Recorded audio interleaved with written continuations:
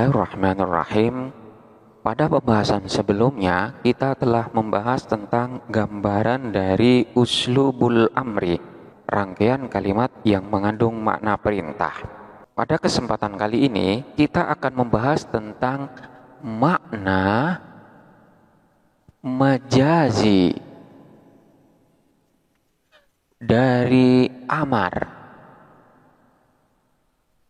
di mana makna majazi ini akan menjadi tujuan daripada amar atau perintah yang disampaikan. Makna amar ini ada dua. Ada yang masuk dalam kategori amar hakiki, ada yang masuk dalam kategori amar majazi. Amar hakiki itu adalah perintah yang benar-benar memiliki makna perintah, di mana perintah itu pada hakikatnya berasal dari atasan ke bawahan. Seperti ketika seorang guru memerintahkan kepada muridnya untuk rajin-rajin belajar, maka ini masuk dalam kategori amar hakiki. Namun di dalam uslub amar, di dalam rangkaian kalimat yang mengandung makna perintah, ini terdapat makna majazi, di mana perintah yang ada itu tidak mengandung makna perintah yang sesungguhnya, namun di sana mengandung makna kiasan. Rangkaian kalimatnya tetap menggunakan rangkaian kalimat amar, namun ada makna yang sesungguhnya di dalam perintah yang ada. Makna majazi dari uslubul amri yang pertama, ini ada kalanya mengandung makna doa. Jadi bukan perintah yang sesungguhnya, namun di sini mengandung makna doa. Hal ini terjadi manakala dilakukan oleh manusia yang memohon kepada Allah. Contohnya seperti qala rabbighfirli wa li akhi wa adkhilna min rahmatika. Qala, dia berkata, Rabbi, wahai Tuhanku, ighfirli, mudah-mudahan engkau memberikan ampunan, li untukku, wali akhi, dan untuk saudaraku, wa adkhilna, dan mudah-mudahan engkau memasukkan kepada kami min rahmatika, dalam rahmatmu. Ya Tuhanku, ampunilah aku dan saudaraku, dan masukkanlah kami ke dalam rahmatmu. Dalam rangkaian ini terdapat syighatul amri, rangkaian kalimat yang mengandung makna perintah, yaitu lafadz ighfir dan lafadz adkhil. Namun makna yang terkandung di dalam kalimat perintah ini adalah mengandung makna doa, yaitu permohonan hambanya kepada Tuhannya yang dilakukan dengan ketundukan dan penuh keharapan. Ini makna yang pertama. Kemudian yang kedua, ada kalanya kalimat perintah itu mengandung makna irsyad, yaitu memberikan petunjuk ataupun nasihat. Dan ini juga termasuk dari tujuan perintah itu dinyatakan. Contohnya ketika seseorang mengatakan da' ma yu'limuka, hendaklah meninggalkan siapa engkau ma kepada sesuatu yu'limu yang dapat menyakiti apa ma ka kepadamu. Tinggalkan hal-hal yang dapat menyakitimu. Di sini terdapat kalimat perintah, yaitu berupa lafadz da'. Namun perintah yang ada ini memiliki makna yang sesungguhnya, yaitu sebagai irsyad, memberikan petunjuk dan memberikan nasihat agar seseorang meninggalkan hal-hal yang dapat menyakitinya. Kemudian yang ketiga adalah ada kalanya mengandung makna tahdid, yaitu mengandung makna ancaman. Perintah ini disampaikan sebagai bentuk ketidaksenangan. Contohnya seperti i'malu ma syi'tum innahu bima ta'maluna khabir. I'malu, silahkan berbuat siapa kalian, ma kepada sesuatu, syi'tum yang berkehendak siapa kalian. Tapi ingat, innahu sesungguhnya Allah, bima terhadap sesuatu, ta'maluna yang melakukan siapa kalian, khabirun ialah Maha mengetahui. Berbuatlah sesuka kalian, sesungguhnya Dia Allah Maha melihat apa yang kalian kerjakan. Di sini terdapat kalimat perintah, yaitu lafaz i'malu, i'malu ma syi'tum. Namun kandungan perintah yang ada di sini adalah mengandung makna tahdid, yang mengandung makna ancaman. Silahkan kalian berbuat segala apa yang kalian kehendakin. Namun ingat, Allah itu mengetahui apa yang kalian lakukan. Segala apa yang kalian lakukan pasti akan dipertanggungjawabkan. Perintah yang ada ini mengandung nada ancaman. Kemudian yang keempat adalah ada kalanya mengandung makna iltimas. Iltimas ini adalah merupakan permintaan halus.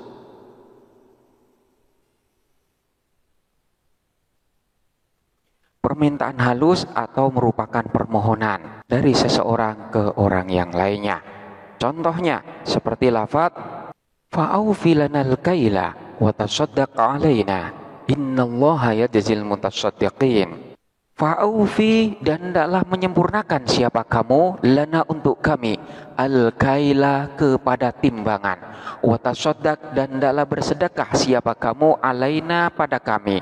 Innallaha, sesungguhnya Allah, yajzi, ialah akan membalas siapa Allah al-mutasaddiqin, kepada orang-orang yang bersedekah. Sempurnakanlah takaran untuk kami dan bersedekahlah kepada kami. Sesungguhnya Allah memberikan balasan kepada orang-orang yang bersedekah. Dalam susunan ini terdapat amar, yaitu lafaz aufi dan lafaz tasaddaq. Namun amar atau perintah dalam susunan tersebut mengandung makna iltimas, yaitu mengandung makna permintaan secara halus.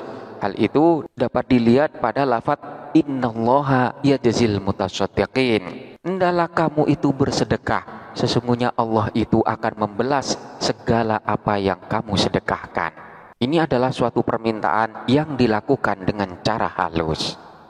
Kemudian yang kelima adalah ada kalanya mengandung makna ikram, yaitu sebagai penghormatan kepada lawan bicaranya.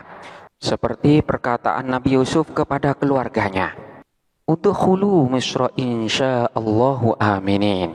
Udkhulu, hendaklah masuk siapa kalian, Misra, ke negeri Mesir, insyaallahu, jika mengendakin Allahu siapa Allah, aminin, dalam keadaan aman. Masuklah ke Mesir insyaallah dengan aman. Di sini terdapat kalimat amar, yaitu udkhulu, udkhulu Misra, masuklah engkau ke negeri Mesir. Ini adalah perintah yang mengandung makna penghormatan, bukan menyuruh masuk pada saat itu juga, namun sebagai penghargaan atas usaha dan kebaikan mereka. Kemudian yang keenam adalah ada kalanya amar atau perintah tersebut mengandung makna taswiyah, yaitu untuk menunjukkan bahwa dua hal yang disampaikan itu sama saja akibatnya. Contohnya seperti wa asirru qaulakum awijharu bi innahu alimum bidzatis sudur. Wa asirru, dan hendaklah menyamarkan atau menyembunyikan siapa kalian qaulakum, kepada perkataan kalian, awijharu bi, atau ijharu, mengeraskan siapa kalian bihi, kepada perkataan kalian. Innahu alimum bidzatis sudur. Innahu, sesungguhnya Allah, alimun, ialah zat yang maha mengetahui, bidzatis sudur, kepada apa yang ada di dalam dada. Katakanlah dengan sembunyi-sembunyi atau terang-terangan, sesungguhnya Dia maha mengetahui apa yang ada di dalam dada. Di sini terdapat perintah, yaitu asirru dan lafaz awijharu. Perintah atau amar yang terkandung di dalam dua kalimat itu adalah menunjukkan makna taswiyah, bahwa status daripada memelankan perkataan ataupun mengeraskan perkataan itu statusnya sama saja. Tidak ada bedanya bagi Allah, karena Allah mengetahui apa yang ada di dalam dada. Kemudian yang ketujuh, amar yang ada di dalam satu kalimat itu menunjukkan makna ta'jiz, yaitu untuk menunjukkan makna melemahkan atau menantang kepada lawan bicaranya untuk melakukan sesuatu, dan hal tersebut pasti tidak akan dapat dilakukannya. Contohnya seperti faqala ambiuni bi asma'i haula'i in kuntum shadiqin. Faqala, kemudian dia berkata, ambiuni bi asma'i haula'i, ambiu, hendaklah menyebutkan siapa kalian ni kepadaku, bi asma'i haula'i, dengan nama-nama mereka, in kuntum shadiqin, in jika kuntum ada siapa kalian, shadiqin ialah orang-orang yang benar, maka sebutkanlah kepadaku nama-nama mereka itu jika kamu memang benar. Ini adalah firman Allah kepada para malaikat untuk memberikan maksud bahwa malaikat tidak akan mampu untuk menyebutkan nama-nama yang ditunjukkan oleh Allah. Jadi amar di sini mengandung makna ta'jiz, mengandung makna menantang dan menunjukkan bahwa hal tersebut tidak mungkin akan dilakukan oleh lawan bicaranya. Kemudian yang ke-8 adalah ada kalanya amar itu menunjukkan makna imtinan, yaitu untuk menunjukkan makna pemberian kenikmatan.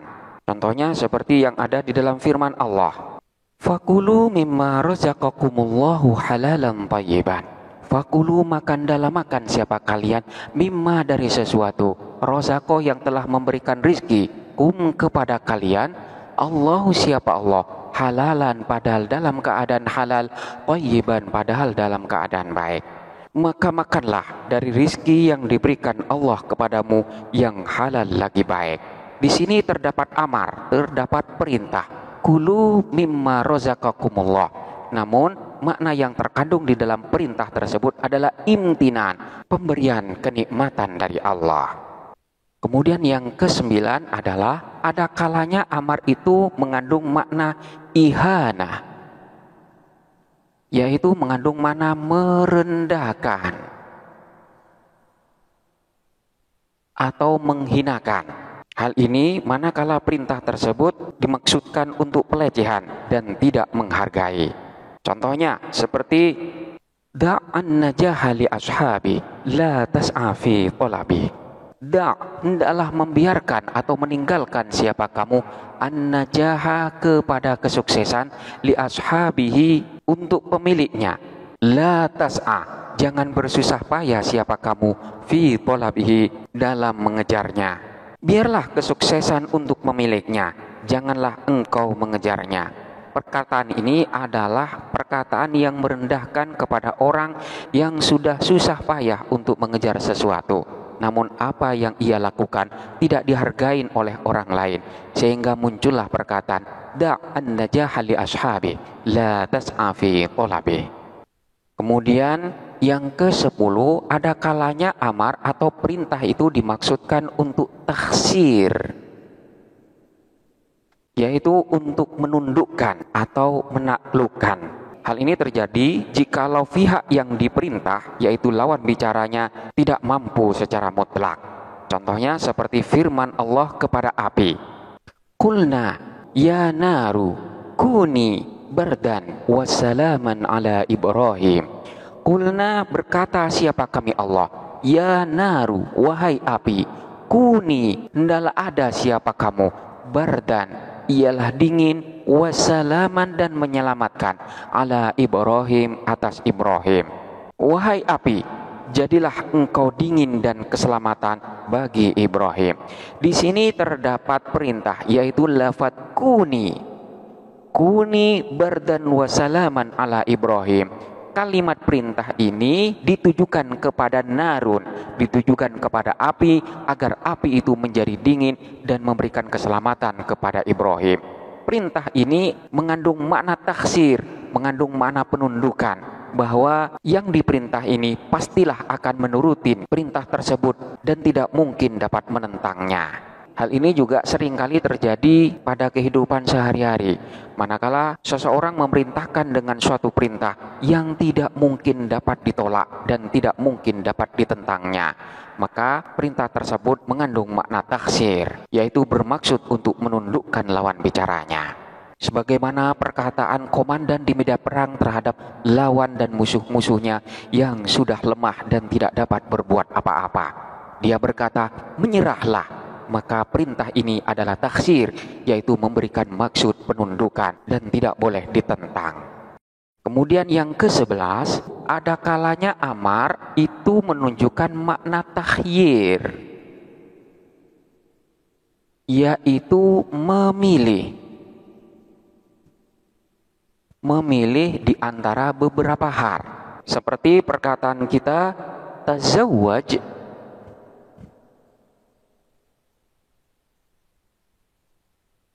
hindan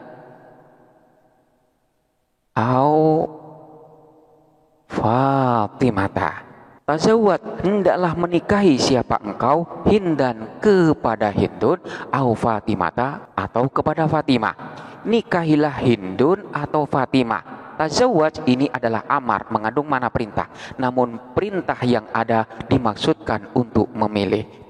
Selanjutnya yang ke-12, ini mengandung makna ibahah, yaitu menunjukkan makna kebolehan. Boleh melakukan salah satu atau boleh melakukan semuanya. Seperti halnya pada contoh yang takhir tadi, yaitu tazawwaj hindan au Fatimah. Manakala antara Hindun dengan Fatimah ini adalah bersaudara, maka perintah yang ada ini mengandung makna takhyir, memilih salah satu keduanya, dan tidak boleh mengambil semuanya atau menikahi semuanya, karena tidak boleh menikahi dua bersaudara sekaligus. Namun manakala Hindun dengan Fatimah ini tidak bersaudara, maka perintah yang ada di dalam lafaz tazawwaj bisa jadi bermakna ibahah, yaitu boleh menikahi salah satu atau menikahi keduanya. Contoh yang lain seperti yang ada di dalam Al-Quran. Wa kulu washrabu hatta yatabayyana lakumul khaytul abyadu. Wa kulu, dan dalam makan siapa kalian, washrabu, dan dalam minum siapa kalian, hatta sehingga yatabayyana menjadi jelas lakum bagi kalian al khaytu apa benang al abyadu yang putih. Makan dan minumlah hingga terang bagimu benang putih. Di sini terdapat perintah, yaitu kulu washrabu. Kedua amar di sini mengandung makna ibahah, artinya boleh kita melakukan keduanya atau boleh kita melakukan salah satunya. Makan saja boleh, minum saja boleh, atau makan dan juga minum itu juga diperbolehkan.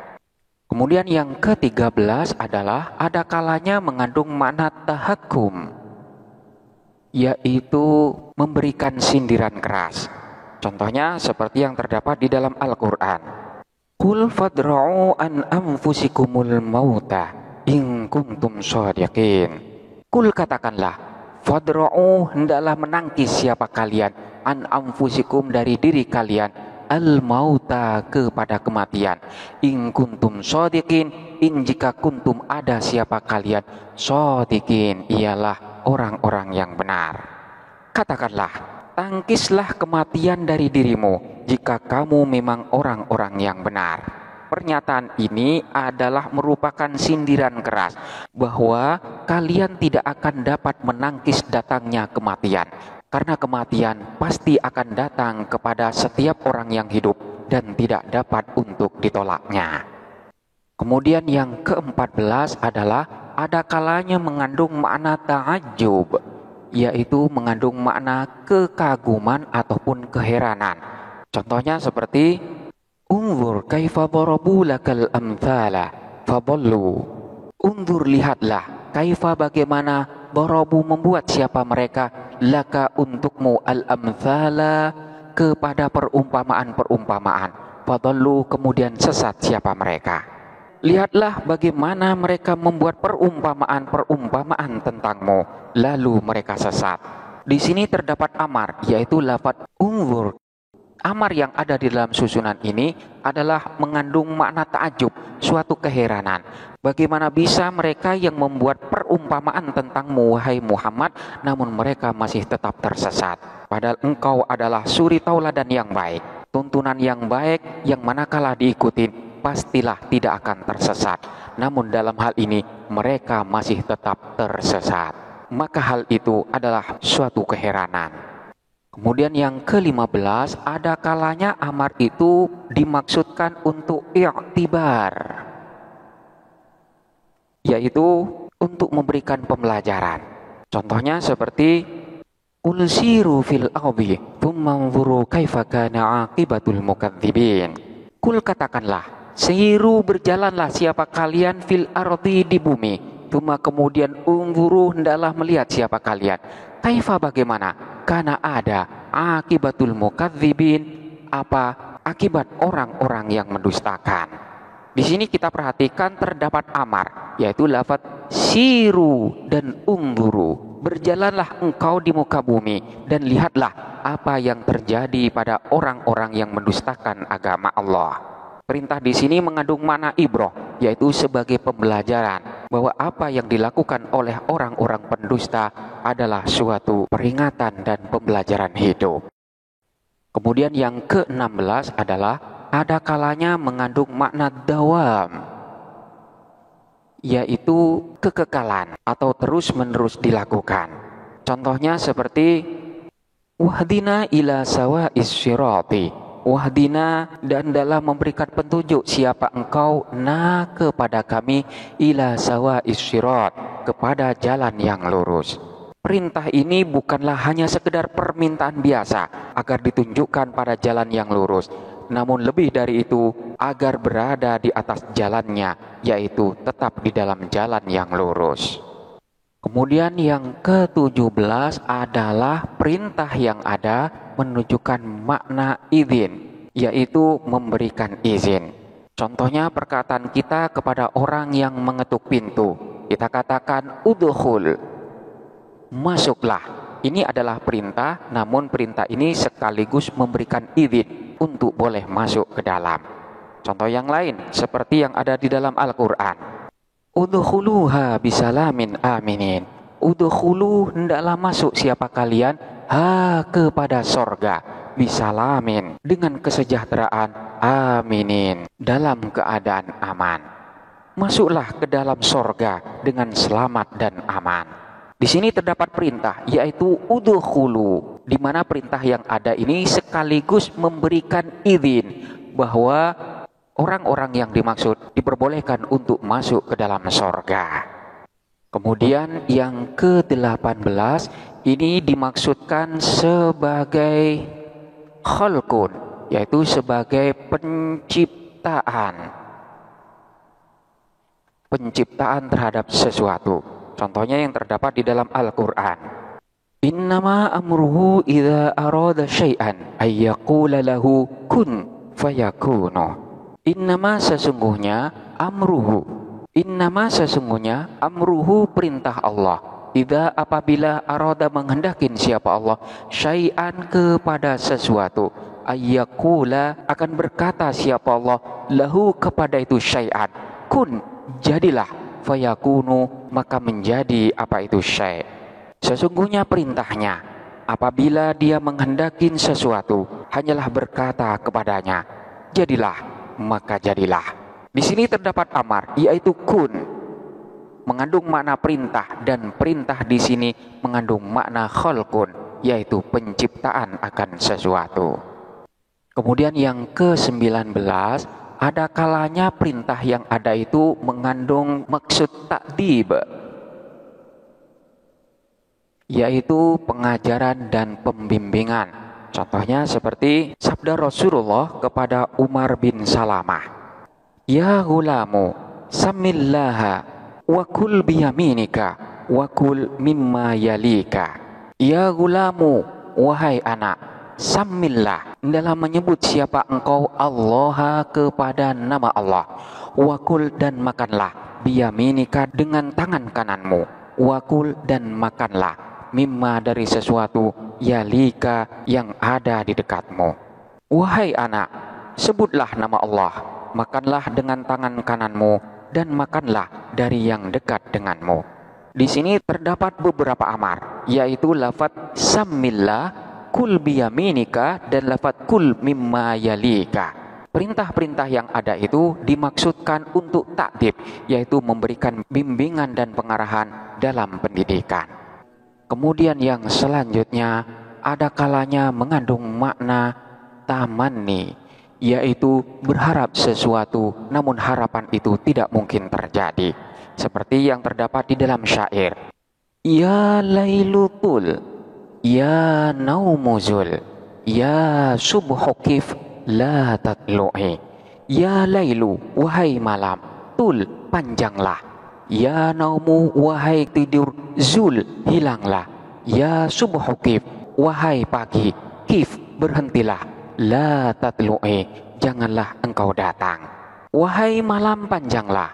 Wahai kantuk dan tidur, hilanglah. Wahai pagi, berhentilah, janganlah engkau menjelang.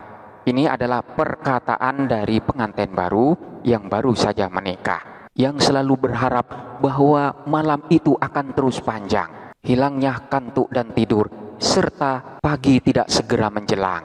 Di sini terdapat beberapa amar, yaitu lafaz tul, lafaz zul, dan lafaz kif. Semua itu adalah amar namun mengandung makna tamanni. Harapan tersebut tidak mungkin terjadi. Karena malam ada waktunya yang terbatas. Kantuk manakala akan datang sulit untuk dihindari. Dan kemudian pagi tidak mungkin dapat dihindarkan kedatangannya. Demikianlah makna majazi dari uslubul amri. Rangkaian kalimat yang mengandung makna perintah. Namun di dalamnya terdapat makna-makna yang tersembunyi. Yang makna tersebut tergantung di dalam rangkaian kalimat dan tujuan yang dimaksudkan. Selanjutnya silakan dipelajari dengan seksama dan sampai jumpa pada pembahasan berikutnya.